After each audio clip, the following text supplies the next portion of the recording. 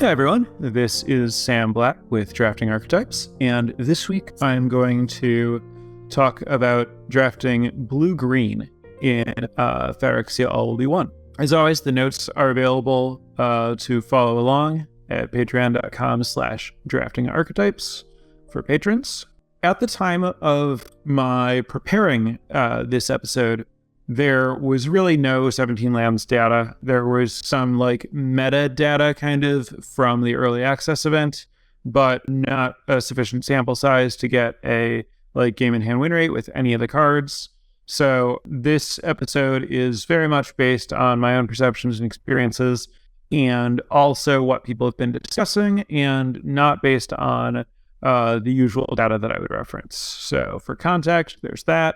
Also, I think still less than 20 drafts into the format, so this is still very much first impressions, so take all of it with a grain of salt. I'm discussing blue-green despite or because of the fact that I think that it's perceived as the weakest archetypes. Blue in general is, I think, widely considered the weakest color, and I think that when people have had success with blue, from my experience and people I've talked to, is usually when it's paired with red or white using the aggressive blue artifact cards. So that kind of leaves blue-green and blue-black as the weakest two archetypes.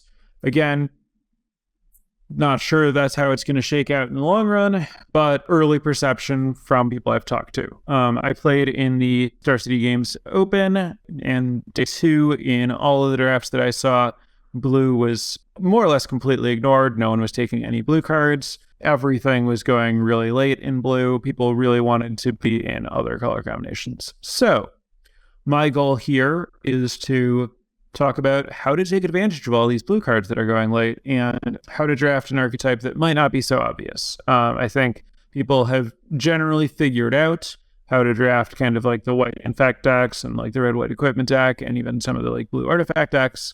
And of course the Jund oil decks, but blue has been kind of a mystery. There are a lot of bad blue cards and a lot of wrong ways to use them, so I hope to clear some of that up. Also, yesterday I had a blue-green draft that will be up on YouTube, where I finished 7-0 with a deck that had no rares. So theoretically, that means that something good is happening at common and uncommon, which means that it should be relatively easy to replicate, or at least, not the exact same deck, but the pieces are there, theoretically, potentially. Or maybe I just got lucky in that draft. As far as things in that draft that went unusually, that contributed to its wins that you might not be able to count on, I did have 2 Evolving Adaptives, which is kind of the Experiment 1 type card. It's green for a 0/0 that enters with an oil, and gets another oil whenever you play a creature with more power or toughness than it, and then has +1/+1 for each oil on it. That card is probably the best green uncommon for this archetype, so having 2 of them is very nice. I also have 4 Contagious 4X. That's probably the best common for the archetype. The draft, was going well in the commons and uncommons that you want to see were available, again, because people aren't really prioritizing these colors and those cards. So if you were fighting over these, you wouldn't expect to see stuff like that, but as long as this color combination's underdrafted, you might be able to get stuff like that not too infrequently. So let's talk about what's going on in the format and blue-green's positioning and how to deal with that. Phyrexia All Will Be One is a very fast and aggressive format.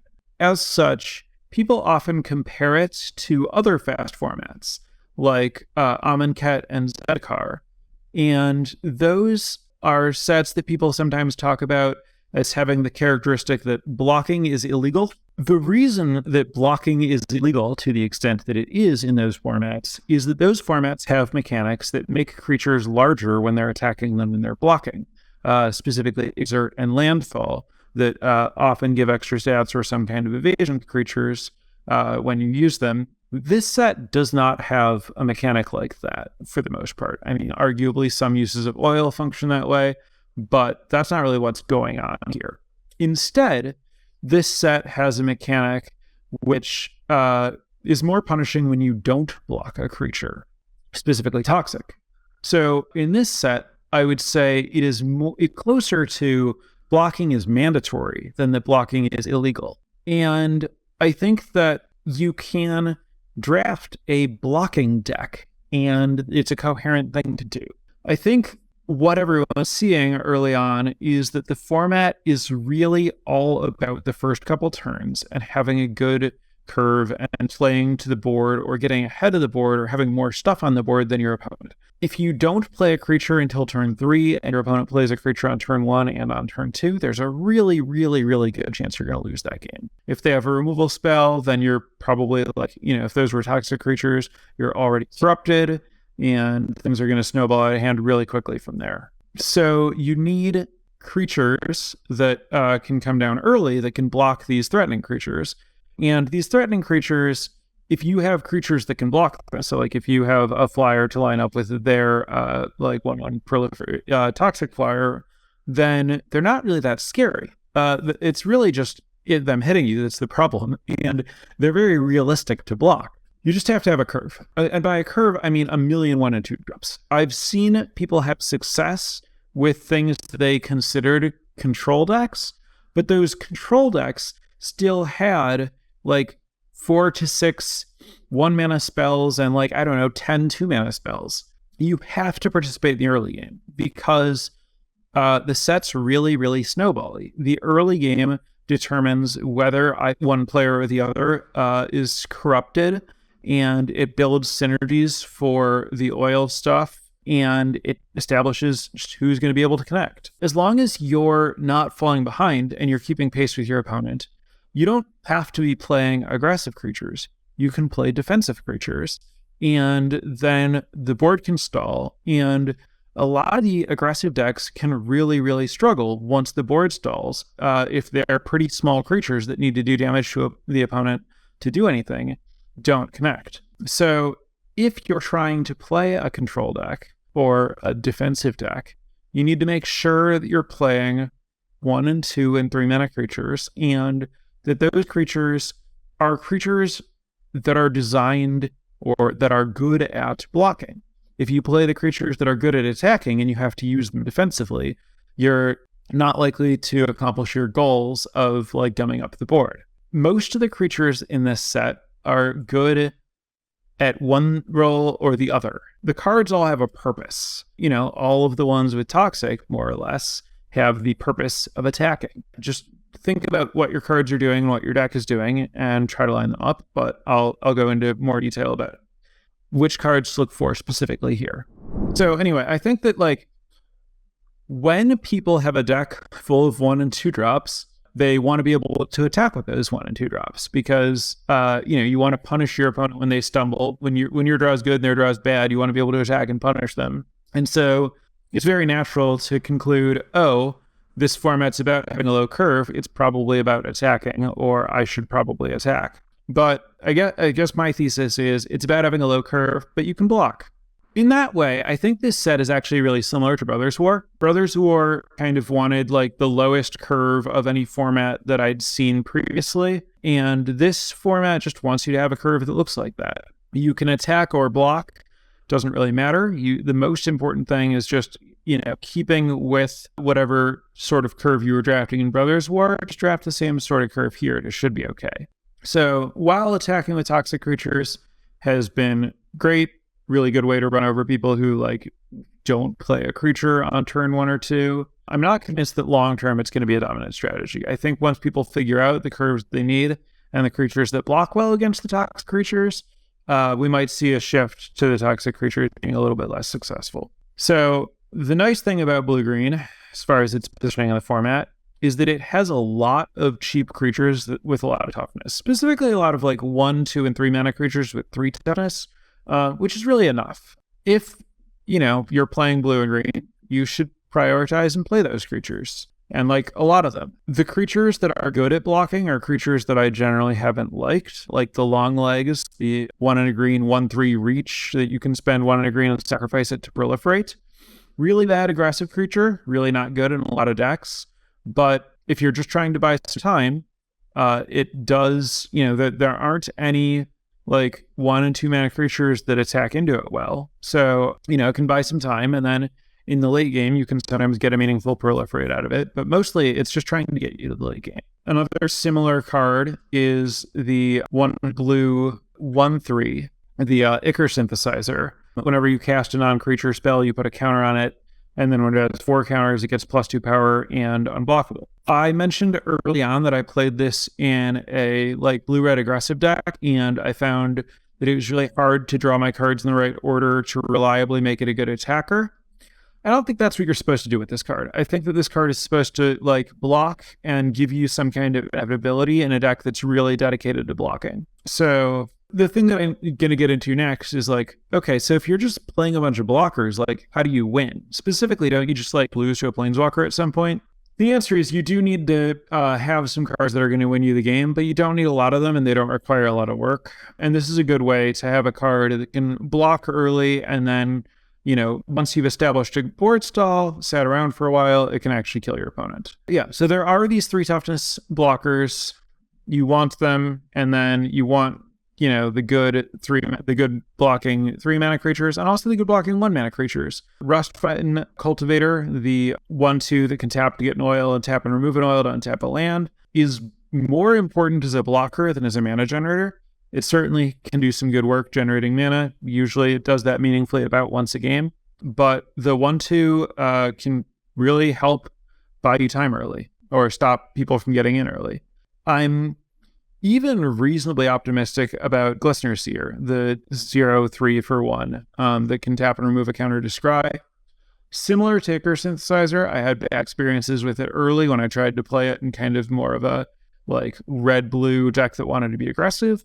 But I think if you're blue-green with Proliferate and trying to just hang out, it makes total sense to play it. Again, it can block most 1 and 2 drops, and this is another card that, for very little cost and contributing to your early defensive plan, can also kind of help you overwhelm your opponent in the late game by giving you better draws with Scry. So I'm going to rattle off the commons that I'm looking for. It's hard to do this when I have to also say what all of them do, but I shouldn't expect people to know the names of the cards this early into the set. So I'm going to talk about roughly what they are rather than the exact text. The cards that I'm looking for in blue-green are the cards that play defensively.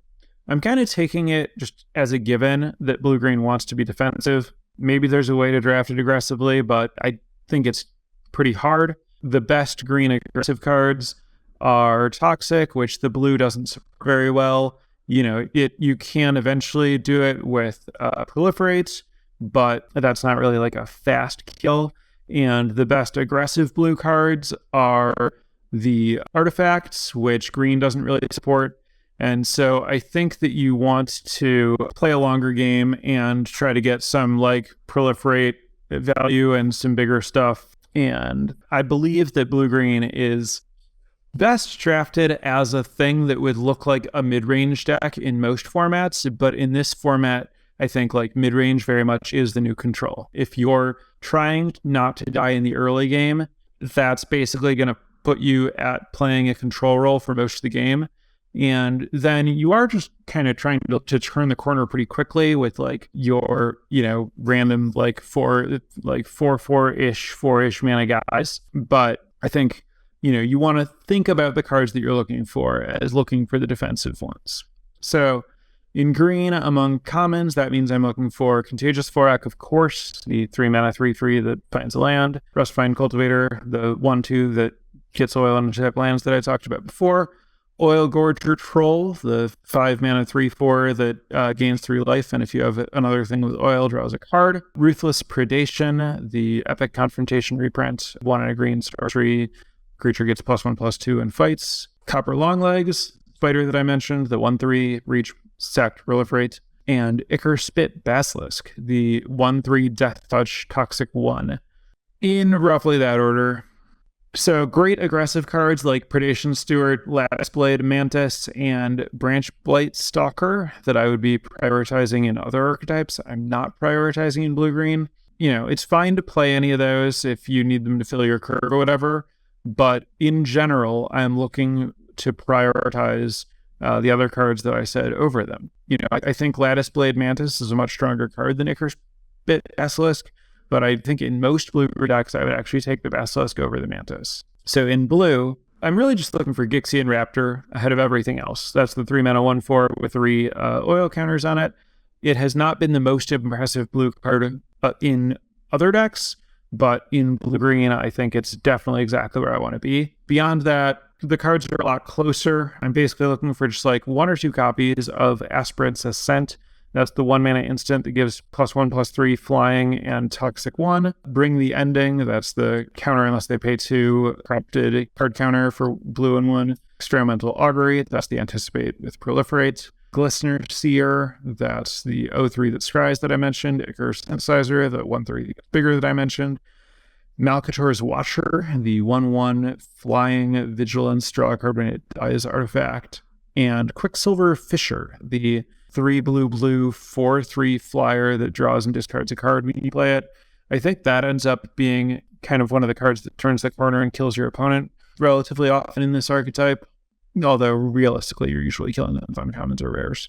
Those are kind of the cards that I think just lend themselves pretty well to blocking and play well in blue-green. I mentioned, in this set, I think most of the commons are kind of like secret gold cards, or at least fit in like half of the archetypes and not the other half. So those are the commons that I'm looking for. The ones I didn't name, not really looking for in this archetype. Again, you can play them just if they fill your curve properly, or you think they're good in your deck for some reason, but less likely to be prioritizing them than the ones that I said. Neither of those lists closely match what I consider to be their strongest cards in a vacuum or overall. Again, this is specifically the cards that I think are defensively slanted, and that's actually the opposite of what most decks in this format are looking for. But I think that all of those cards do play well together in blue-green in this format. One of the draws to this deck is that the green uncommons, kind of across the board, are great and play really well in this strategy. You're really happy with any or all of Evolving Adaptive, the 1/1 that grows with oil counters that I talked about before. Armored Scrapgorger, the 0/3 that taps for a mana of any color, and when it becomes tapped, can exile a card in a graveyard, and if it does, it gets +1/+1.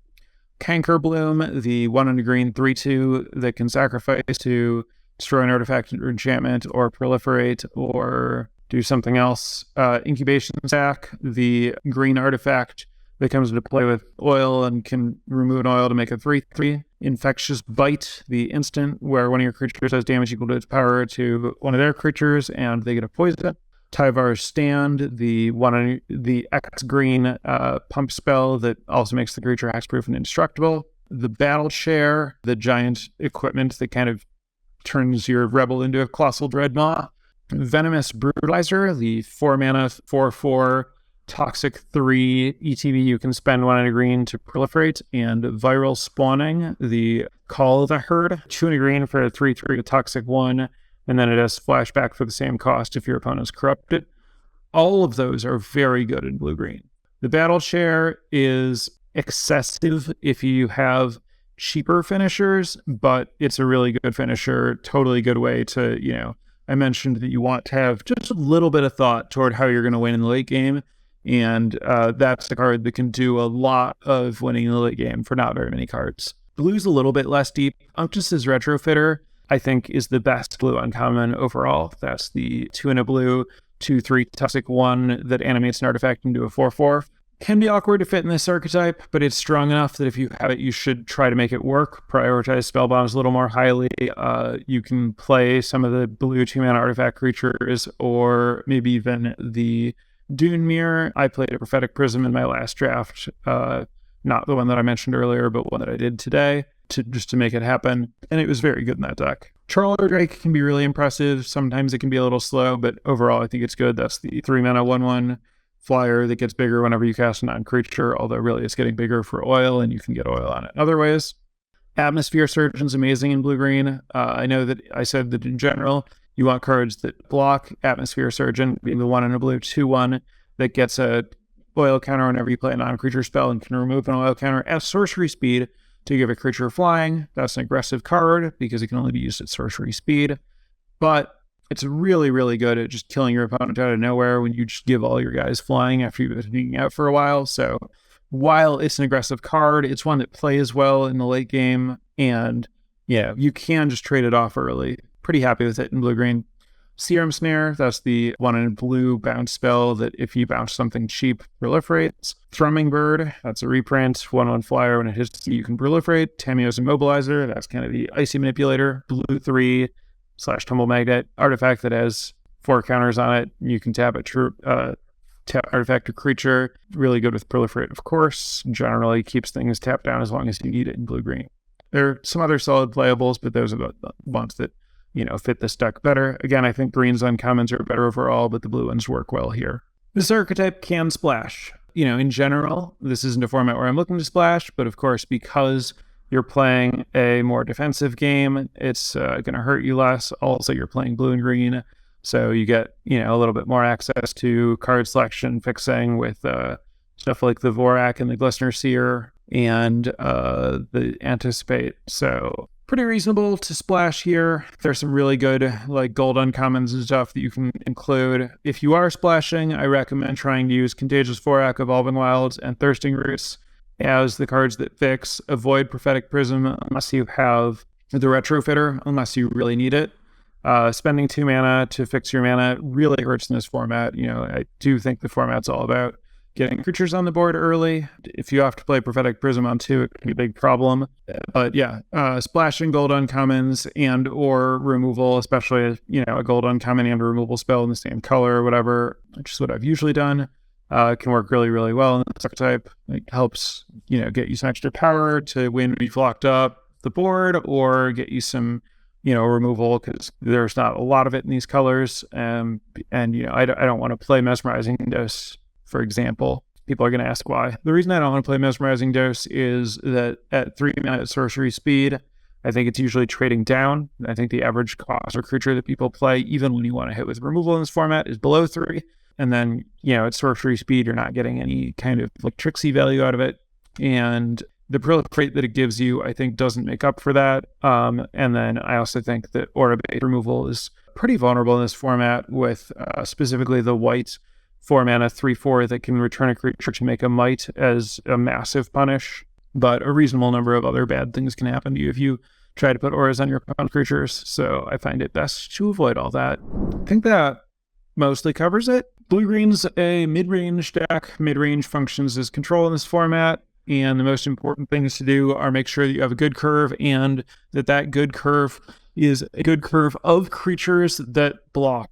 There are a ton of, if you fill your blue-green deck with 2/1s that shrink your opponent's creatures when they attack, and Predation Stewards, and 3/1 Toxic 2s, totally reasonable cards, they're not going to do what you're trying to do, which is get a board stall into the mid game where you can, start having random things that have counters on them to proliferate, maybe get a poison on your opponent somehow and then proliferate that while the board's stalled because you have a lot of toughness around.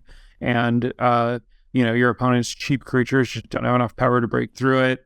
You have some card advantage that you're getting. So, going to turn it over to chat for questions. Anything I didn't cover, any questions you've had earlier that I didn't talk about, repost them now. As always, while I'm waiting for people to think of those questions and type them up and all that, I want to thank my newest patrons at patreon.com/draftingarchetypes. So this week, I want to thank John, Taylor, Richard, Eric, several Davids, Colton, Guillaume, Gianluca, Matteo, JM, Nick, and Michael. First of all, really nice wave of support. Thank you so much, everyone. I assume that's some combination of a new format, and also last week I mentioned that I had some extra content that I couldn't really get to in audio form in the notes. I assume that some portion of this is people who were interested in those notes. So seeing the enthusiastic response to that, in general, I would say that I've kept this podcast to only content that really makes sense in an audio form. And as someone who's written a lot of Magic strategy articles, there are some things that you can cover a lot easier in writing. lists like the lists that I read through of cards that you're looking for in detailed like ranking orders that someone's not really going to be able to like grok in an audio format, but can reference easily in a list. So seeing the enthusiasm in the Patreon for kind of that stuff that I can't get across in words has been encouraging. I think moving forward, I'm going to try to spice up the notes a little bit with kind of some supplemental deeper dives that fit better in text. Hopefully not biting off more than I can chew here in terms of promising more than I deliver.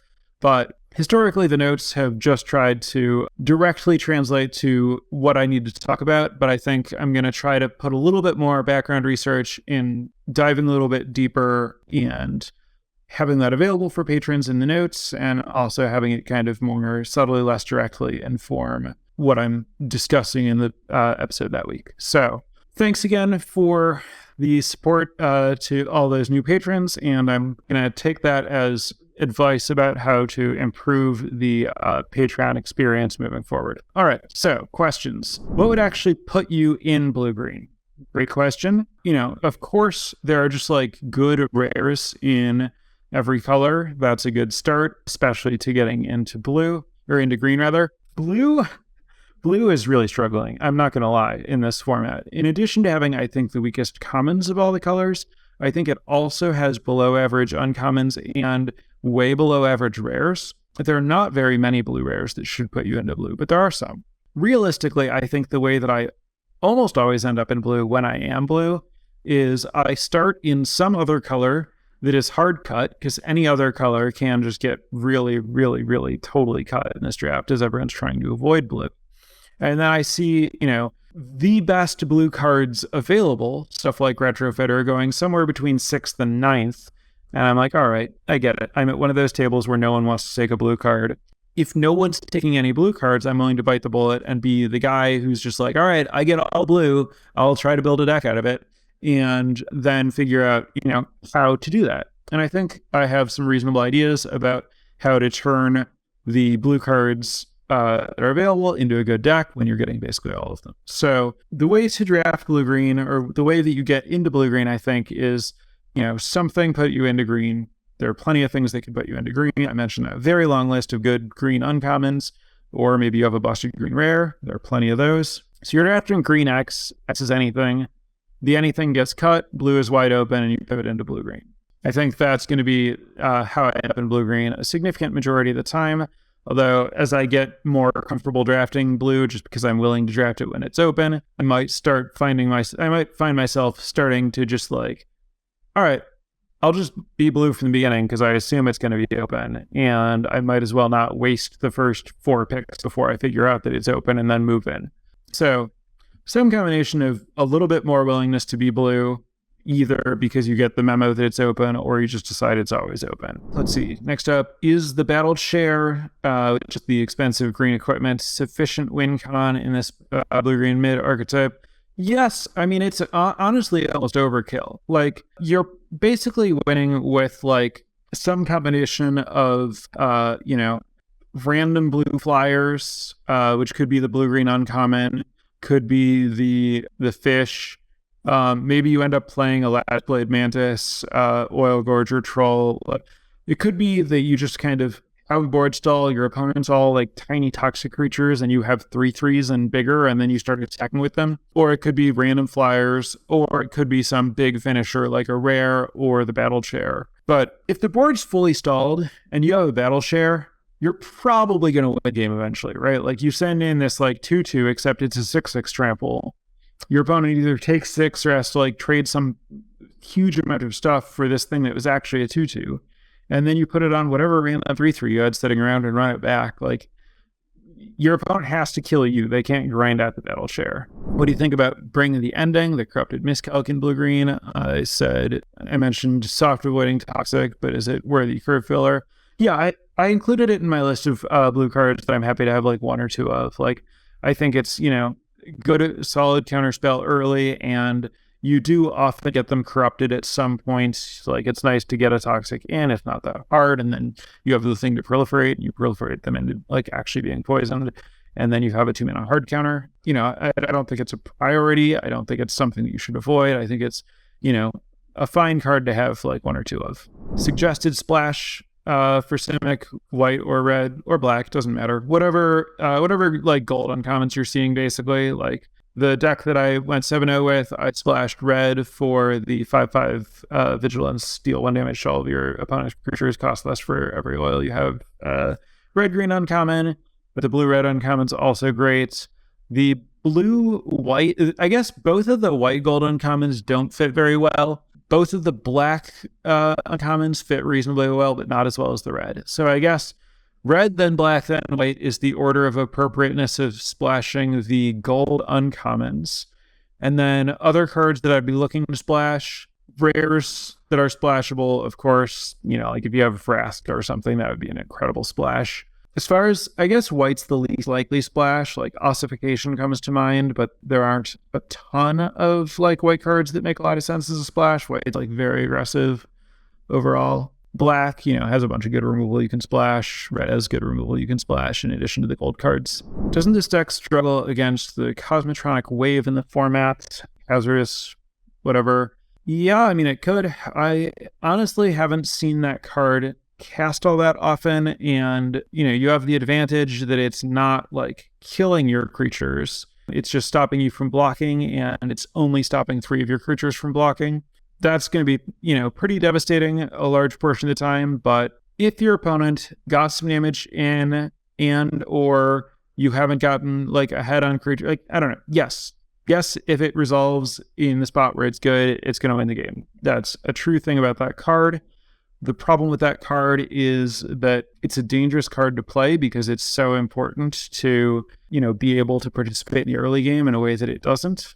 I think that, as far as like stuff you can lose to, I'd be more worried about like the Planeswalkers and bombs than about that. As far as mid-range control feels more vulnerable in this format than previous ones, yeah, it is. But I think that the way that this deck kind of flourishes is by exploiting the way in which the aggro decks are kind of also vulnerable or exploitable. Like, I think there are a lot of decks that are just like playing small creatures that line up poorly against creatures with high toughness. And I guess my current assessment of the format is that you can get more wins through like good creature sizing than you lose due to like bombs or game-winning cards. And, they're going to lose some games. There are enough different, like, this is a format that's really, really snowbally, arguably really play draw dependent. I've had, good decks that will just like totally run someone over one game and get totally run over another game.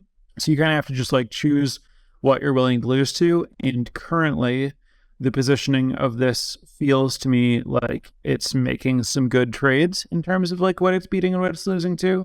How is Aspirant's Ascent used in this archetype? The follow-up question is it sort of a counter to opposing combat tricks? That's exactly right. Like my goal, basically I like Ascent specifically because it costs only 1 mana and it like negates most opposing tricks pretty well. So I'm basically looking to, you don't like, using a trick defensively is very dangerous. If your opponent attacks a big creature into your small creature and you block and play a Titanic Growth to try to kill their creature, they have all their mana up and they like use a removal spell or their own trick and you get 2 for 1. Where you can use a trick defensively is if your creature is already bigger than their creature, they attack, clearly representing a trick. You block, they use their trick, and then you use your trick, and now you kind of like 2 for 1 them in a way that gives you a massive tempo swing. Because this deck is kind of positioned in a way that just screams, use tricks against me, having the counter trick is particularly valuable. So that's why I like Ascent and Tyvar Stand specifically, because costing only 1 mana, they're not necessarily obviously telegraphed, especially because Ascent isn't widely played in the format. It's often something people aren't thinking about. You can get some real good counter trick value out of them. Also, playing with Ascent in my most recent draft, I found a number of spots where the opponent was kind of unexpectedly dead to how this thing flies. But the reason I'm playing it is specifically for counter trick. And again, you really want to find spots where you're using it only after your opponent uses a trick, you're generally not trying to, use it to eat a bigger creature with a smaller creature, though, sometimes that's going to be the play you need to make. I've also, eaten flyers with it, of course, is another great thing about it. There, of course, you're setting yourself up to get blown out, but at least it's a spot where, when your opponent attacks into you, they're kind of expecting this to happen and you have open mana. Whereas if they attack with a flyer, they're not necessarily playing around a combat trick that's going to let you block the flyer. So you're a little bit more likely to have it go well for you in that spot. Since it's hard to kill enemy creatures in blue-green, should you be trading when you block with Gixian Raptor? Is there more upside for keeping the body around, making the board larger? Most of the time you're blocking, the creature that you're blocking is one that's just like intended to attack. Like you're talking about the lack of, removal. That's going to matter against like utility creatures with an activated ability like Predation Steward, or creatures with some kind of meaningful passive like the green-black uncommon, or really a lot of the uncommons. I'm assuming that they're not attacking with those into a Gixian Raptor in a spot where you can just trade. Usually they're attacking with a creature that's functionally just some numbers, and you're blocking with your Raptor. The Raptor like blocks pretty well. One of the things that I love about the Raptor is it can participate in double blocks, where your opponent is threatening to like use a trick to ruin your block, but if they do that, you just jump up the Raptor's power and trade off anyway, so you don't get like 2-for-1 by it. So I like to keep the Raptor around, to keep doing that, to keep playing around pump spells the way that it plays around them. And so in general, I wouldn't like prioritize trading off in a spot where it's just trading with something that's numbers. In general, green-blue is a big game kind of archetype rather than a small game kind of archetype. So you're happier to just bounce off than to trade, especially with something that like the Raptor that has some extra utility. Also, the Raptor can help turn the corner, of course. It's a flyer that can get in a bunch of extra damage if you need to.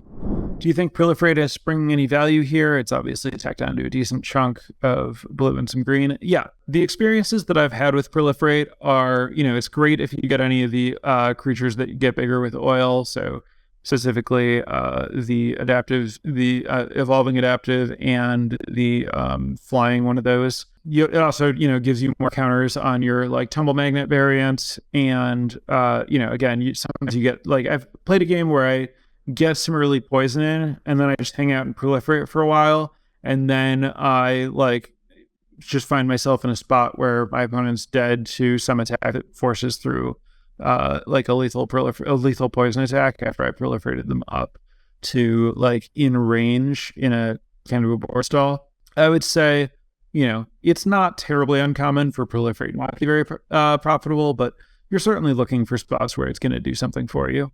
There are some strong 6+ mana cards in the set. Are these cards even worth their investment in a set where you want such a low curve? A lot of them I think are pretty bad. There's like, for that much mana, you want something that's going to like not easily just get hit by a removal spell and is going to win the game. There are a few of those. It's worth playing in small numbers, but you want to make sure that you have all of your 1, 2, and 3 drops first. On the play side, does this deck have any surprising play patterns? Like if you handle a pre-draft deck to a good player if you hand a pre-drafted deck to a good player who'd never played the format before, what generic advice would you give them about how to play? Great question. My primary advice, if I just like drafted a deck and I needed to like tag out of a team draft and have someone else play it, would be don't keep a hand that doesn't have cheap plays. Like you need to play, like I've drafted a lot of them to be able to make sure that I don't fall behind. And you have to mulligan pretty aggressively in this format just to make sure that you're going to get to not like fall too far behind early. So mulligan pretty aggressively just to have like a 1 or 2 drop and a 3 drop. Don't worry about pushing damage basically ever. Take your attacks when it's free, but don't trade life. Then I think for the most part, like the cards are going to kind of naturally like lead to a spot where attacking is free as long as you prioritize defense first. So I guess that'd be the main advice I'd give. I think like the cards, like the play is mostly pretty straightforward. Is Font of Progress too slow as a win conditioner blue-green? In blue-green, I think Font of Progress is mostly too slow for the format, even though there are a lot of decks that can like get counters on it really quickly. I played one in my last deck where I had Jace and I had 2 retrofitters, and I was mostly playing it just to have a cheap artifact that I could animate that had kind of a backdoor kill someone in a board stall, which is a thing that I was trying to engineer. I think most of the time you shouldn't play it, but if you're very good at generating a board stall, I could imagine putting it in a deck, as I just have. Most of the time, I think it's more of a sideboard card for like mirror matches and best of 3 situations. Could blue-green have an artifact matters theme? I actually drafted precisely that at the during day 2 of the Star City Open. That was a spot where my draft was kind of a mess in pack 1, like nothing was open, and I eventually accepted that I needed to be blue. And then in pack 2, I opened Thrun. So I was like, all right, I guess I'm blue and I have Thrun. And when I had decided to be blue, it was like I had a couple of eyes. I was just like very much in on the artifact thing. And then I had to like play green because Thrun. The answer is green gave me very, very little support. But I was, blue heavy enough because blue is so wide open that I was just playing like the aggro artifact blue core with Thrun, the 5-mana 5/5 uncounterable, trample, indestructible on your turn, hexproof from non-green rare. And that deck was okay. If I know going into it that I'm going to be blue-green, I'm not going to try to have an Artifact Matters theme. But when you're actually on the field, sometimes you have to go off book. So could it? Yes. Should it? No, I guess is my answer. Is this a mindset that could potentially work for other colors? Yes. Blue-green seems like best for it, but if you have all the good cards, but not much coming for green, it could easily be done as something like blue-red or blue-white. Yeah, I do think that a number of colors can play defensively. I think there are a lot of rares that make you want to. I think that that's something that will be better understood in the coming weeks by the community in general. Like I said, I think, no matter what colors you are, the important part is just like having a curve, but there are definitely a lot of colors that can like specifically prioritize cards that block well in that curve and try to play a longer game. What are the current stats on the draw? Yesterday, it was like a 60% win rate on the play. So people might hear this stat thrown around a lot. It was, I don't know the exact numbers. I don't know if it was 60% or 56% or something, but it was from 17 lands, but it was specifically mostly or entirely from the early access event, which was Quick Draft, and I would say is not really relevant to the format as a whole. I'm not sure what the numbers will be once we have like actual data on, regular humans premier drafting. But that number that you might see thrown around is not a real number at the moment. There's a mention that someone else is playing blue-green artifacts right now, but the artifact theme is mono blue. Yeah, that was my experience with it. The 2 green 4/4 toxic 3 that proliferates for 1 and a green when it enters the battlefield seems to hit almost every archetype that green touches. What are your thoughts on this card? It's great. Generally pretty happy to I agree. It's good in every green deck. I want to take it whenever I see it when I'm in green. I don't think it's an unreasonable card to first pick. It's just a very good uncommon. Implying the pre-release players are not regular humans. Now, the implication there, to be clear, is that the format was Quick Draft, meaning drafting against bots. And so when I was talking about playing against regular humans, I meant in the draft portion. The Quick Draft format against bots is going to play out pretty differently is all. Do you have a preliminary sense of if this is among the strongest archetypes or that blue haters are onto something? As a blue hater in this format, I think they're onto something. I do not actually think that this is among the strongest archetypes. I think that this is currently among the most avoided archetypes. So it's among the most open archetypes. If I were to just like sit down with some bots that are going to just like choose a color at random and pass me cards in all the colors equally, I wouldn't want to touch blue.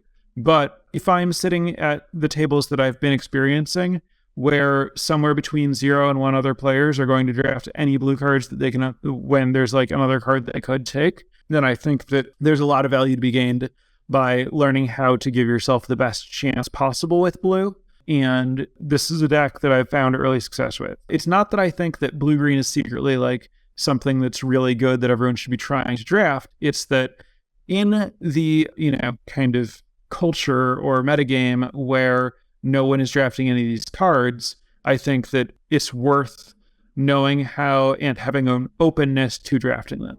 You mentioned Malcator's Eye a couple times. Is that a card you're actively looking for when drafting blue? I thought the card looked terrible, but haven't played with or against it. So that's the 1 in a blue, 1/1 flying vigilance. When it dies, draw a card. I think that card actually blocks really well. It's very, very good against, the 1/1 flying toxic black creature, of course, but also, Dune Mirror. There are a few different 1-toughness creatures that really want to attack you. And if you play Eye against them, they can't really do anything about it. They don't want to have to use a removal spell on your Eye, and they don't want to trade one of your creatures for the Eye. So their creature just has to kind of sit there.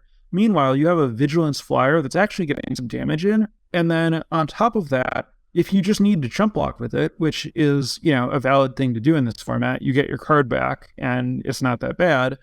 And then it's probably the actual best target for Unctus's Retrofitter, which again is a single uncommon, but is the best blue uncommon. And if you're drafting this because blue is open, you're not terribly unlikely to have one or two of them.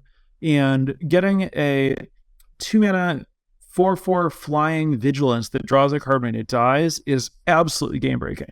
I've played against that curve and it is a total nightmare. I think if you don't have Retrofitter, Eye is kind of fillery, but oh, sorry, I may have said the wrong thing. So there's Malcator's Watcher and Malcator's Eye. I was just discussing the Watcher, which is the flyer.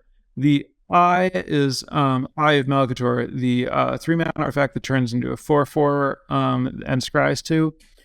That card is not very good in blue-green because it's purely an aggressive card. That card is for the aggressive blue artifact decks. I have played, I mentioned that the version of this deck that I had at the Open was a blue artifact deck where I actually tried playing some Eyes in blue-green, and it was very, very bad because it was hard to be the player who was aggressive even when I had this 4/4, even when I could turn it on. And the fact that it just only played one way was a huge problem. I think that the Eye is a reasonable card in blue-white where the Mandible, the 2/1 lifelink creature that gets bigger when an artifact enters, and the flash thing that taps their creatures, and the Charge of the Mites that can animate it at instant speed can kind of let it play both ways, and also the deck is better at just being the aggressor and not necessarily needing the blocker. So I think the Eye is good in that archetype, but not good in blue-green. Even if you're trying to do a bit of the artifact theme, I would still try to avoid it blue-green. But the 1/1 flyers, I think that's gonna wrap it up. I'm kind of current on questions. We're at about an hour. So thank you so much, everyone, for tuning in. And as I mentioned, I think next week, I expect that I'll already be ready to open this up to a poll about which archetype I'm going to talk about. So I'll be back next week with a deep dive into something else. What that is will be up to the patrons. If you want to get in on that, follow along with the notes, get some of these more in-depth notes that I'm aspiring to create moving forward, then, check out patreon.com/draftingarchetypes to get in on all that and support the podcast. So thanks and bye for now.